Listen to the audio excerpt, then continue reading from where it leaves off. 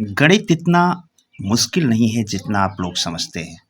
बस आवश्यकता इस बात की है कि आप उसे कितनी अच्छी तरीके से समझ सकते हैं और कितना आसान बना सकते हैं। बहुत से ऐसे ट्रिक हैं, बहुत से ऐसी चीज़ें हैं जो आप समझ जाएंगे तो मैथ आपके लिए बहुत ही आसान हो जाएगा। तो इजी मैथ ट्रिक को समझने के लिए आप लोग आइए हमारी आज की पाठशाला में। आज हम आपको समझाने वाले हैं एक-एक नियम। एक-एक नियम दोस्तों ये क्लास 5th से शुरू होता है और अनेक प्रकार के एग्ज़ाम में आपसे पूछा जाता है। जहाँ-जहाँ भी आप एग्ज़ाम देंगे, को किसी भी जॉब के लिए आप जाएँगे, नौकरी के लिए जाएँगे, अगर मैथ के क्वेश्चन वहाँ पर आपसे पूछे जाएँगे, तो उसमें 1-2 प्रश्न एक-एक नियम के होते ही होते हैं। और जिन लोगों का अभी तक मैथ से वास्ता नहीं है, आपकी उम्र ज़्यादा हो गई है और आप मैथ सीखना चाहते हैं, तो उम्र कोई मायने नहीं रखती किसी भी सब्जेक्ट को सीखने के लिए।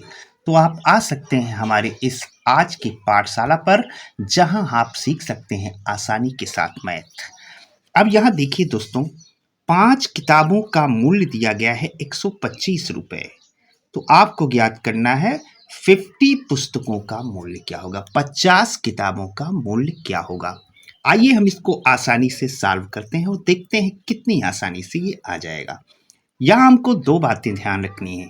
एक तो दी गई हैं पुस्तकें, तो हम लिखेंगे पुस्तक, और दूसरी बात यहाँ पर दिया गया है रुपया, उसका मूल्य।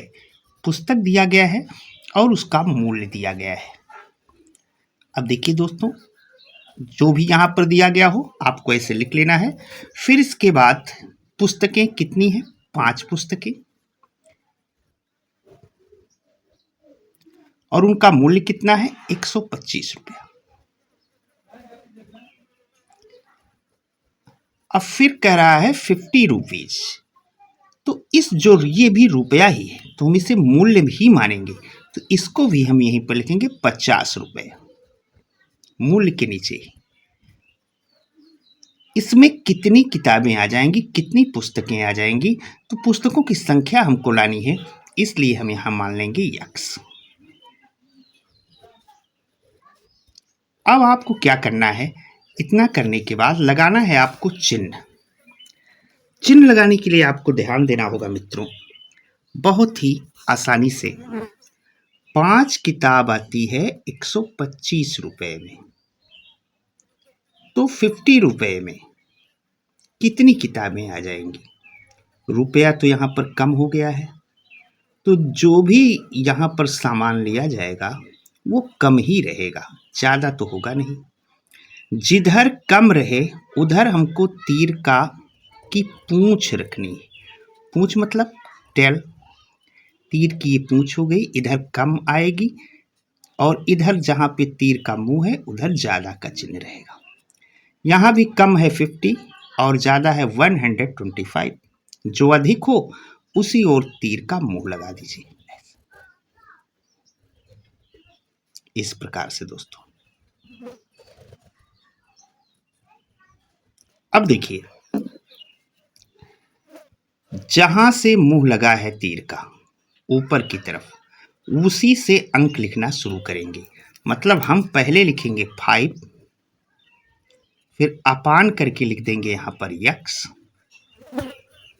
इक्वल कर देंगे 125 125 अपान 50। इतना करने के बाद तीसरा काम आपको क्या करना है, क्रॉस मल्टीप्लाई। इसमें गुणा इससे कर देना है, इसमें गुणा इससे कर देना है। क्या आएगा दोस्तों, ध्यान दीजिए। यक्स से 125 में गुणा करते हैं तो यक्स गुणे 125,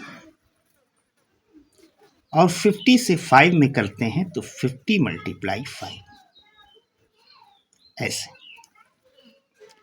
अब यक्स को यहाँ पर हम अलग अगर लिख दें और इसको इधर ले जाएं तो ये भाग होगा, मतलब ये हो जाएगा 50 मल्टीप्लाई 5 अपान 125, 125।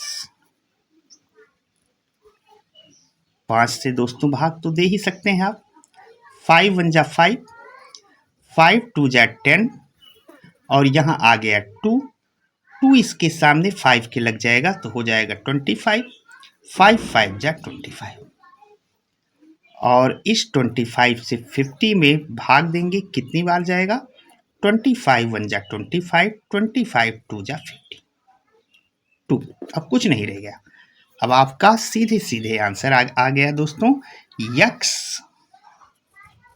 इक्वल 2 1 जा 2। मतलब जो बुक आएगी वो केवल 2 पुस्तकें मिलेंगी, कितने रुपए में, 50 रुपए में। यही आपका आंसर हो गया। इतने आसान क्वेश्चनों को जो टीचर होते हैं स्कूलों में इस प्रकार से समझाते हैं कि बच्चे समझ नहीं पाते। ये एक एक नियम का क्वेश्चन था। इसी प्रकार से और बेसिक क्वेश्चन जो आपको एकदम अच्छी तरीके से आ जाएंगे अगर आप यहाँ पर सब्सक्राइब करके रखते हैं हमको तब, और ये बिल्कुल निःशुल्क होगा। तो कृपया लाइक कीजिएगा और सब्सक्राइब कीजिएगा। मिलेंगे अगले वीडियो में जिसमें आपको हम इजी ढंग से आसान रूप से एक नए नियम को लेकर आपके सामने उपस्थित होंगे। तो आप सभी लोगों को थैंक यू, धन्यवाद।